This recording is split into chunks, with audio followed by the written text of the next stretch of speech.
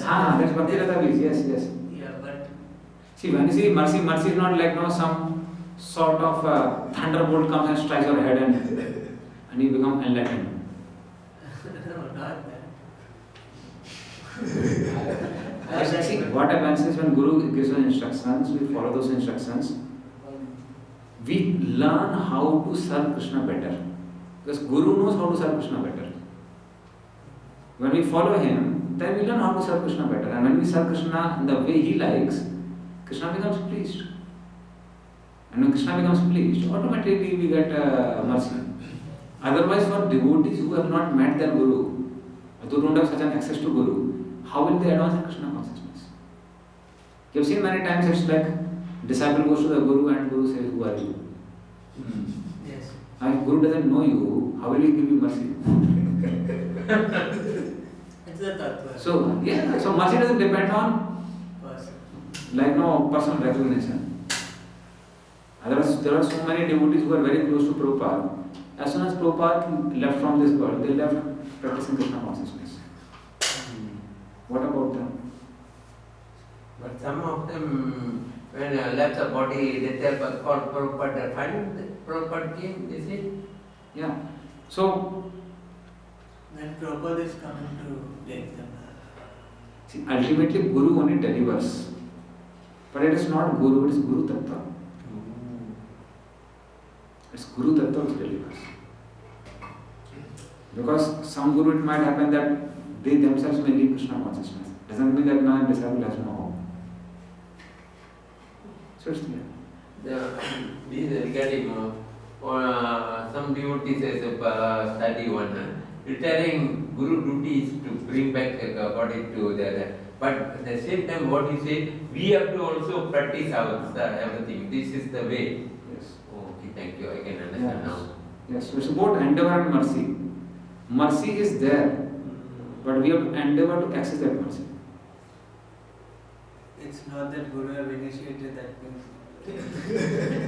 Guru is initiated means back to God in summer. Guru, now it is our responsibility to take the guidance of Guru and advance in Krishna consciousness. That's why Guru is not just Diksha Guru. Diksha Guru and all Shiksha Gurus are called Gurus. They all consist of Guru Tattva. Where they all help to guide a person to go back to God. So there are certain extraordinary instances, there's no doubt about it. Some of them in Malaysia, they are telling Prabhupada wants to tell whoever I as a bought sheep cat into back door of my door, come to me, I can bring you back. They say that so many things, so many places where people give class, they're telling this word. Prabhupada already said, coming to back door, I can bring you back. But they never follow what you said, like a plan, your own taking care, sadhana, no. How to go back? And this is also these are Prabhupada's purports, and they are not our purports. It is Prabhupada who has given these purports. Right? So when Prabhupada says backdoor means, certainly if we follow Prabhupada, we do not have to undergo so many troubles. At the same time, there is some basic minimum standard which we have to follow. Something I should follow. Okay. And I think we already discussed about it, endowment of powers and withdrawal of powers by the Lord. Yes. Facilities are given and then taken. Yes. So they are given for a particular service and then they are withdrawn whenever service is not required. Like many devotees have experienced when Chaitanya Charitamrita had to be published. So for 3 months, many devotees even they didn't do their regular sadhana. But nothing happened to them. But afterwards, those who tried had difficulties. We will continue with the same pace of doing services. So that's why certain powers may be given at a particular time, but they are withdrawn whenever the service is not required. Okay, so now what we do, we'll go into the verses.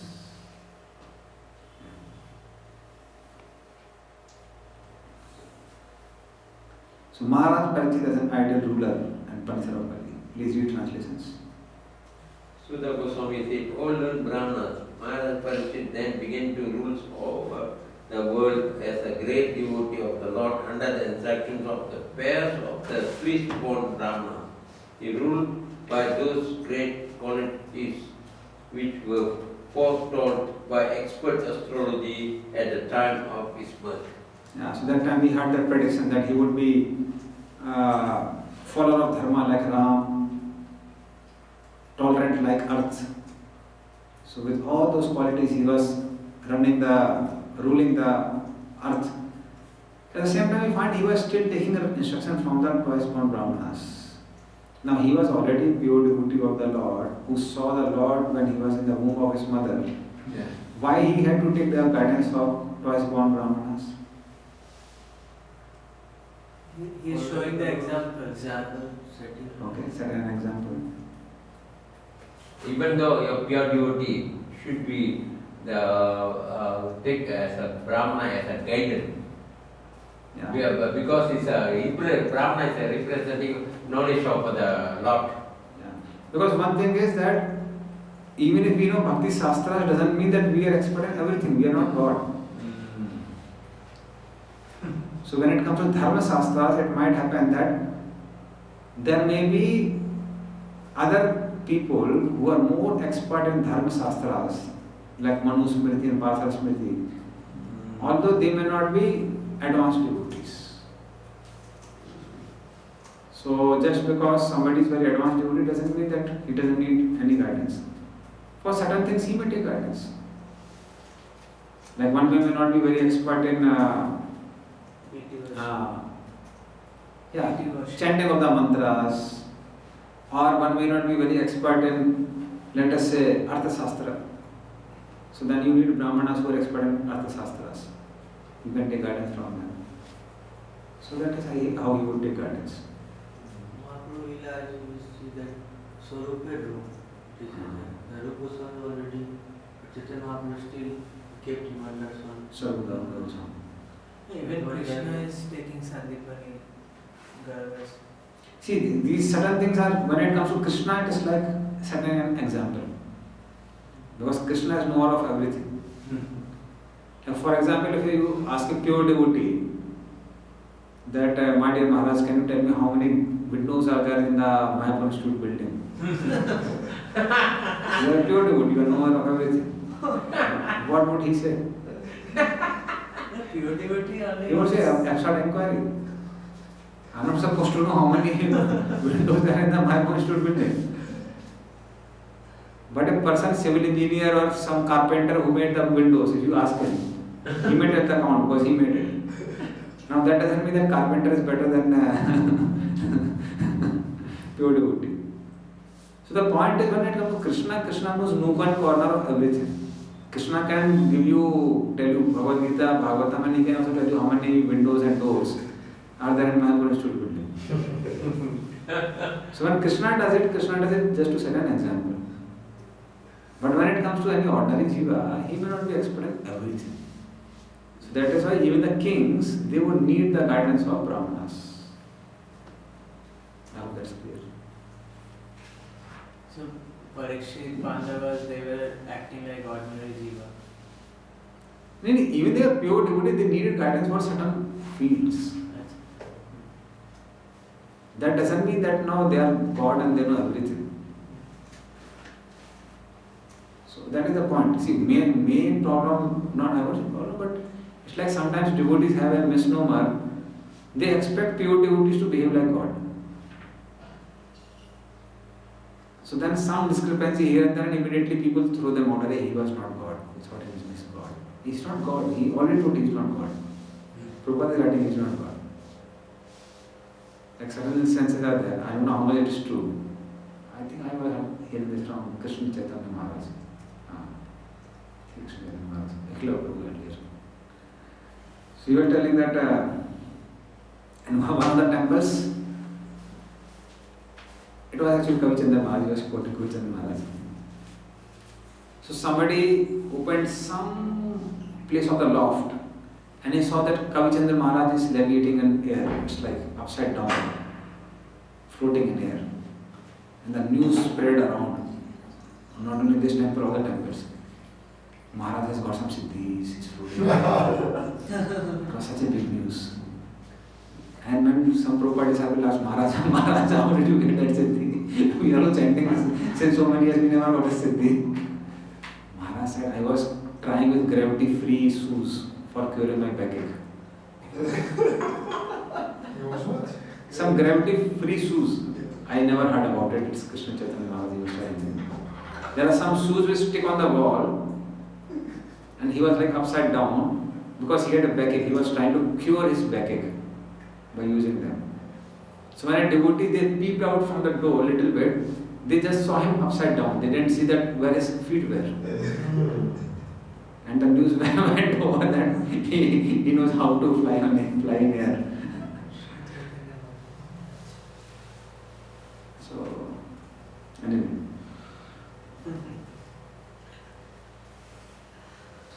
Please read second and third. Second, third, fourth, all three you can read. Maharaj Parikshit, after having selected Kripacharya, Second also. Second. King Parikshit married the daughter of Uttar and begot 4 sons, headed by Maharaj Janmejaya. Maharaj Parikshit, after having selected Kripacharya for guidance as his spiritual master, performed 3 horse sacrifices on the banks of the Ganges. These were executed with sufficient rewards for their attendance. And at these sacrifices, even the common man could see demigods. Once, when Maharaj Parikshit was on his way to conquer the world, he saw the master of Kali Yuga, who was clothed as a Shudra, disguised as a king, and hurting the legs of a cow and bull. The king at once caught hold of him to deal sufficient punishment. Yeah. So there's something surprising that Maharaj Parikshit, he selected Kripacharya for his guidance. This was same Kripacharya, Ashwatthama, yes. yeah, who along with Ashwatthama and who came with from Dwarka? Kritvarma. All 3 of them attacked Pandava tent in the night time, killed all the 5 sons of Draupadi. Yes, Ashwatthama. And then he killed Drishtadyumna, and he killed all the army men of Panchal. Panchal this. So they killed all them unlawfully, despite that he was taking guidance from Kripacharya. And the reason is because Brahmanas, in general, they are very selfless. Certain times they may be swayed away by some situation, but then they are not punished for that, because that is not their natural attitude. Naturally, they are not like that. Certain situations may influence them and they may be strayed away. So that is the main reason. So you are taking guidance from Kripacharya. And then he found a Sudra who was dressed like a king, and he was hunting the legs of a cow and bull. So this is like Kali Yuga leaders. Now Sonakasi begins questioning. He said, punish? Why did he just punish? Please read 5th. Sonaka Rishi inquired, why did Maharaja Parikshit simply punish him, since he was the lowest of the Sudras, having dressed as a king and having struck a cow on the leg? Please describe all these incidents if they relate to the topics of Lord Krishna. Yeah, so he says basically, he's conveying 2 messages here. First thing is that he says that why did he simply punish? Such a person is supposed to be killed. Now, somebody hunting a cow, he will get such a severe reaction.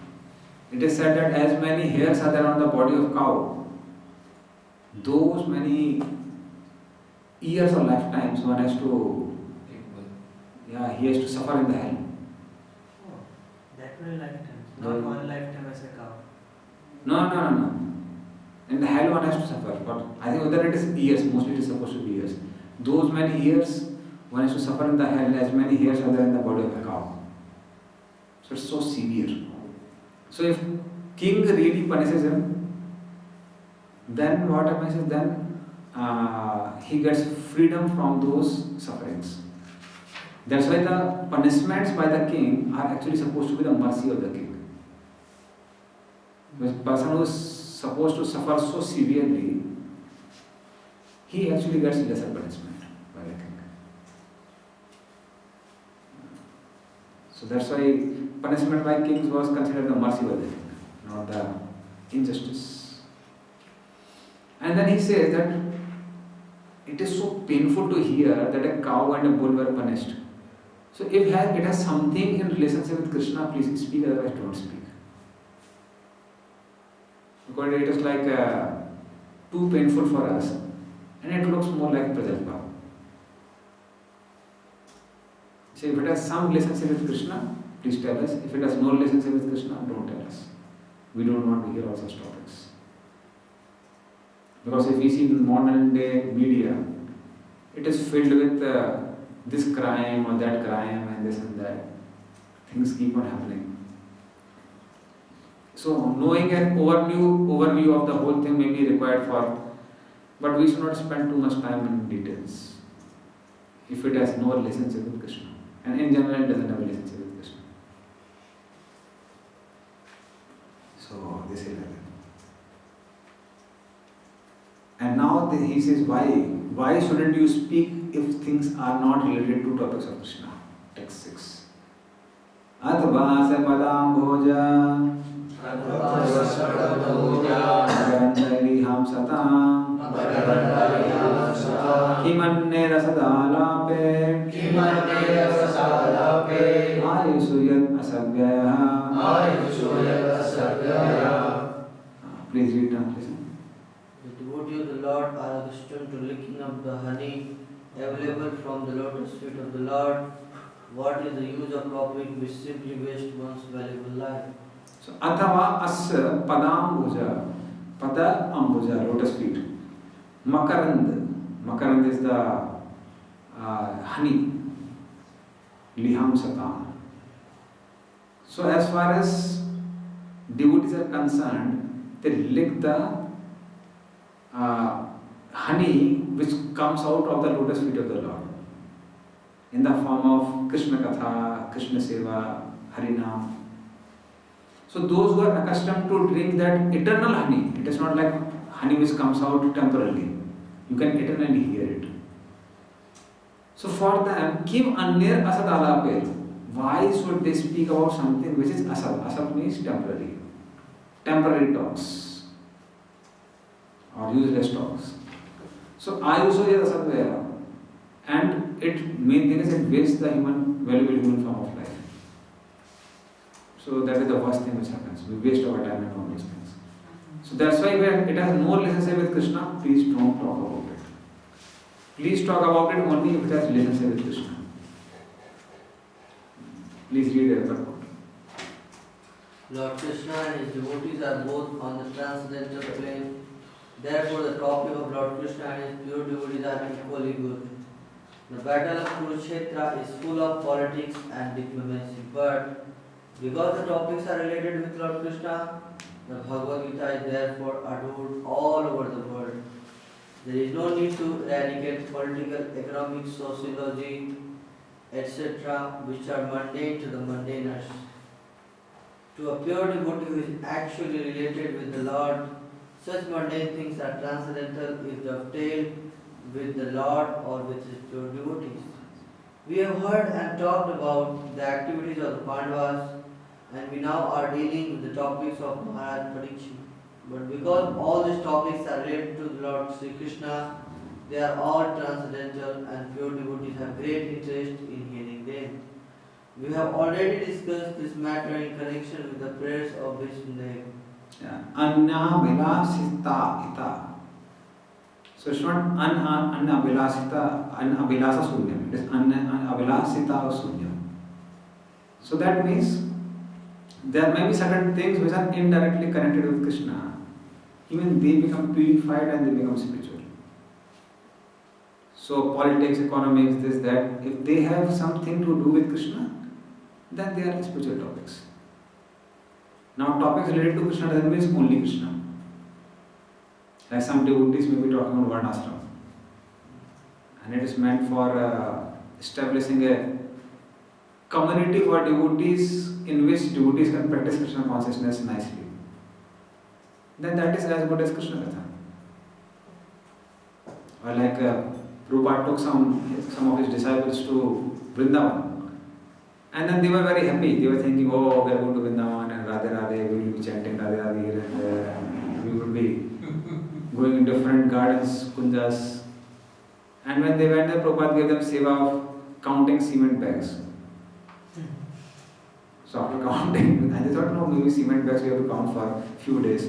2-3 months passed. And they said, Prabhupada, we came here to chant Radhe Radhe. What is this? You are giving us cement bags. Prabhupada said, this is chanting Radhe Radhe for you. Count cement bags. So things which are directly, indirectly connected to Krishna are also Krishna conscious. So of course, it doesn't mean that we should not aspire to directly hear about Krishna. In one of the purports in the 10th canto, Prabhupada writes, if it is possible, then devotees should directly hear about Krishna. But because it is a preaching movement and we have such a society, so then we should also be eager to do Krishna Seva. Although we may not have opportunity to directly hear about Krishna all the time. But devotees should aspire to hear about Krishna all the time. At the same time, not that like, no, only this. Do Krishna Seva. Any other Shloka purport also? Our duration of life is not very long, and there is no certainty of when we shall be ordered to leave everything for the next stage. Thus, our duty to see that not a moment of our life is wasted in topics which are not related with the Lord Krishna. Any topic, however pleasant, is not worth hearing if it is devoid of its relation to Krishna. The spiritual planet Golok Vrindavan, the eternal abode of Lord Krishna, is shaped like the world of a lotus flower. Even when the Lord descends to any one of the mundane planets, He does so by manifesting His own abode as it is. Thus, His feet remain always on the same big sword of lotus flower. These feet are also as beautiful as the lotus flower. Therefore, it is said that Lord Krishna has lotus feet.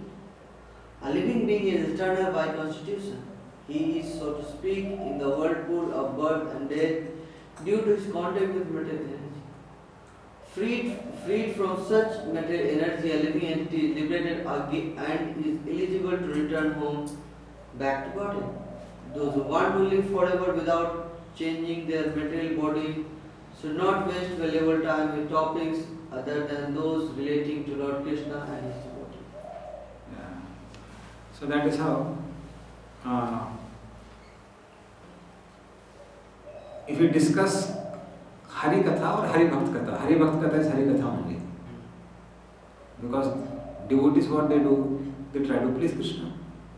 So as soon as we talk about devotees, we talk about Krishna. And as soon as we talk about Krishna, it's not that Krishna is dancing alone. Some devotees would be there with whom Krishna would be dancing.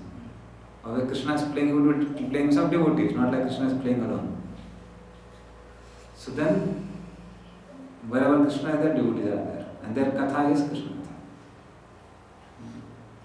Vrindavan is also like lotus flower shape. Sahastra Patra Kamalam.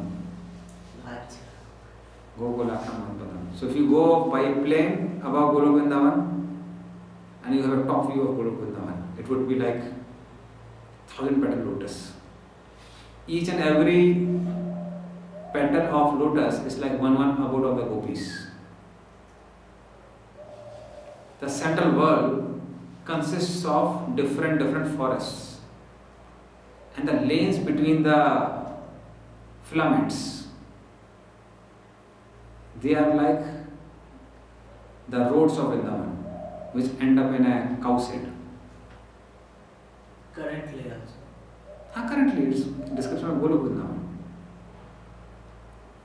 Not the Bhaum Vrindavan is also Golok Vrindavan. Only thing is we don't access because each dham is covered by Pradmaya. What man? Pradmaya. Prodmaya. Prodamaya is the temple is in Navadvip, right? Yes. If you go to Navadvip, there is Prodamaya temple. Prodamaya. Ah. Matlab in English?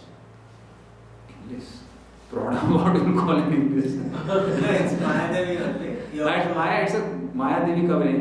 Maya covers the dham so that ordinary people cannot Achha. get the access to the dham. Mahamaya. You can't say it Mahamaya because how can Mahamaya be there in dham? At the same time, her basically function, because Krishna had different analogies. Paras, Sakti, Vidya, Shri. So the function of this Maya is to cover the dham and reveal it only to the qualified devotees, not to everyone. So in Navadvip there is a temple of Prodamaya. Prabhu knows it. So you can, if you want to get access to dham, then you can go to Prabhuji. Prabhuji will take you to Prodamaya temple. You pray to Maya Devi, please remove your covering, I want to access Mayapur dham. Actually, there is a prayer we should go and offer there. This is under banyan tree, no? Under banyan tree, the temple. Oh, that I went there. The bazaar, the big tree. The last time Maya sitting there, don't want to take darshan of Ma. Yes, yes. Oh, yeah, that is okay. So that is Prodamaya. That day also I went there. So she covers. Please read 7th and 8th. O Sutta Goswami, there are those amongst men who desire freedom from death and get eternal life. They escape the slaughtering process by calling the controller of death, Yamaraj. Next 8. As long as Yamaraj, who causes everyone's death, is present here, no one shall meet with death. The great sage have invited the controller of death, Yamaraj, who is the representative of the Lord. Living beings who are under his grip should take advantage by hearing the deathless nectar in the form of this narration of the transcendental pastime of the Lord. So whenever there is Harikatha, Yamaraj, who is one of the Mahajanas, also comes to attend Harikatha. So when he comes to attend Harikatha, then those who are hearing Harikatha will become deathless. Why? Because Yamaraj will be absorbed in Harikatha, he will forget to take you.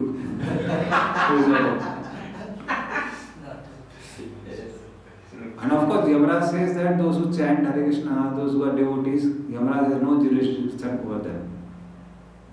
Jivana bhakti bhagavat gudanam deham chetascha nasmarti taccharanarvindam krishnaya no navati yachir ekadapi tan anandam asatu akrit vishnu kritya.